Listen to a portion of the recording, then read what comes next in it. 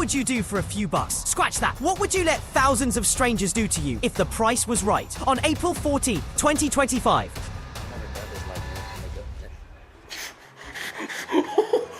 A Twitch streamer known as Isidore went viral for something that looked like a twisted experiment more than entertainment. He wasn't playing a game or reacting to memes. When I tell y'all I was going through it, I was really going through it, bro. Like, deadass.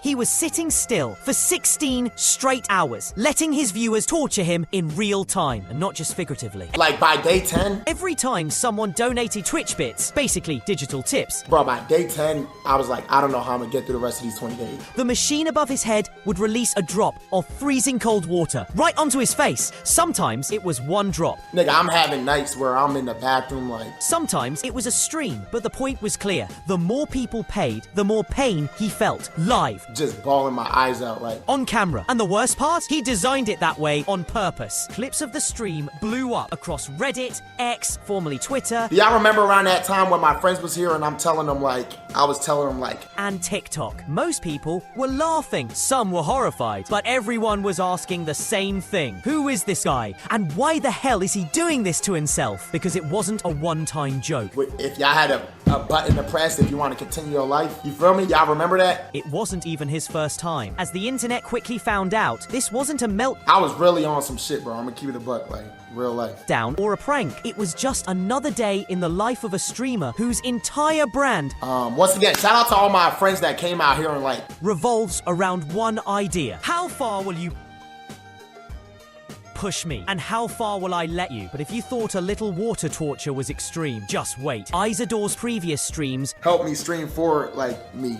Make this one look like a spa day. You might think it's just water. What's the big deal, right? But what Isidore subjected himself to isn't some silly hydration stunt. It's based on a real method of psychological torment, known historically as Chinese water torture. This technique was once used to break people mentally by dripping cold water on their head. Slowly, rhythmically, and inescapably, one drop at a time. It doesn't bruise, it doesn't leave a mark, but it drives the mind into panic. Over time, it induces fear, anxiety, and even full mental breakdowns. It's the kind of thing you'd expect in an old spy movie, not on a Twitch stream. And yet, there was Isidore, voluntarily enduring hours of this, with no breaks, no edits, and no filter. Every donation meant another drop, another tick of the mental clock. And his viewers, they weren't just watching, they were controlling the torment. But here's where it gets even weirder. This isn't the first time he's done something like this. Not even close. In fact, the water torture stream is tame compared to what he's done before. So who is this guy, really? Isidore isn't some random internet clown looking for 5 minutes of fame. He's an American Twitch streamer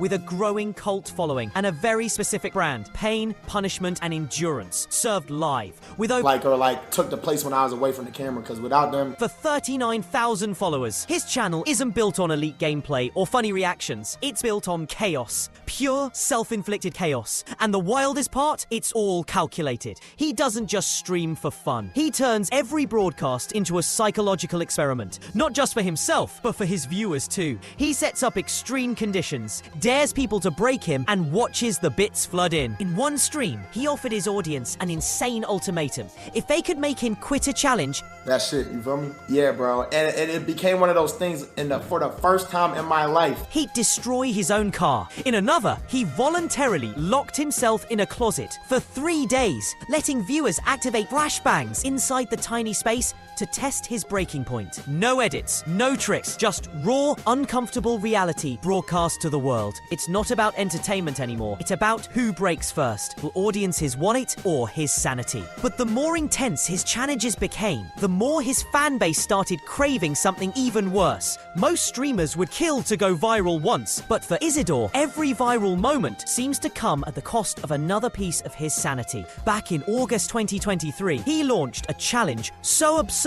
it sounded fake. He locked himself in a pitch-black closet for days and allowed viewers to flashbang him with blinding lights and sounds every time they donated just 25 bits. Imagine sitting in complete darkness, sleep-deprived, disoriented, and then suddenly, boom! A blinding white flash and a piercing sound over and over, triggered by strangers online. It wasn't funny, it wasn't glamorous, it was just disturbing, and people couldn't stop watching. But that wasn't even the most frustrating part. In another stream, he attempted to build a delicate house of cards. The catch? A giant fan was placed next to him, programmed to turn on every time someone donated 100 bits. Each time he got close to finishing, Bro, I was sitting here like, damn, bro. someone would blow it down. Hours and hours of effort gone with the wind, literally. It was humiliating, repetitive, and infuriating to watch, which is exactly why people paid to see it. But behind every laugh, the tension kept building, because even his fans started wondering, how far is too far? Isidore might seem like an outlier,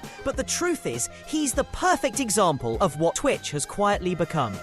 A place where streamers literally trade their mental and physical well-being for views, donations, and digital clout. Welcome to the world of subathons, endurance-based live streams where every new subscription adds more time to the clock, keeping the streamer online for days, sometimes even weeks. What started as a creative bonding event has mutated into a brutal contest of who can push themselves the furthest for cash. Take FaZe Clan's Plakeboy Max, for example. In October 2024, he did a 20-day subathon, complete with guests, games, and dating shows. But even with all the distractions, he broke down. By day 10, he was crying in his bathroom, mentally drained, and trapped in a cycle he couldn't escape. Now, imagine that, but you're alone in a closet, letting people pay to torture you. That's the world Isidore has built. On Twitch, it seems, the more you suffer, the better you perform. And for viewers, it's not about empathy, it's about control. So here's the real question. Is Isidore even in control anymore? Because on the surface, it looks like he's the mastermind, engineering these insane challenges, setting the rules, building the traps. But when your entire income depends on how much pain your audience wants to see, are you calling the shots? Or are you just dancing for the people holding the remote? Every time someone donates to drop water, blast a flashbang, or ruin his progress, they're not just supporting him, they're owning a piece of him. And that's what makes it so addictive and dangerous. He's not just testing his limits, he's testing ours. As viewers, how far are we willing to push someone before they snap? And when that moment comes, will we even notice? Or will we just clip it, meme it, and move on? Hit like and subscribe for daily streamers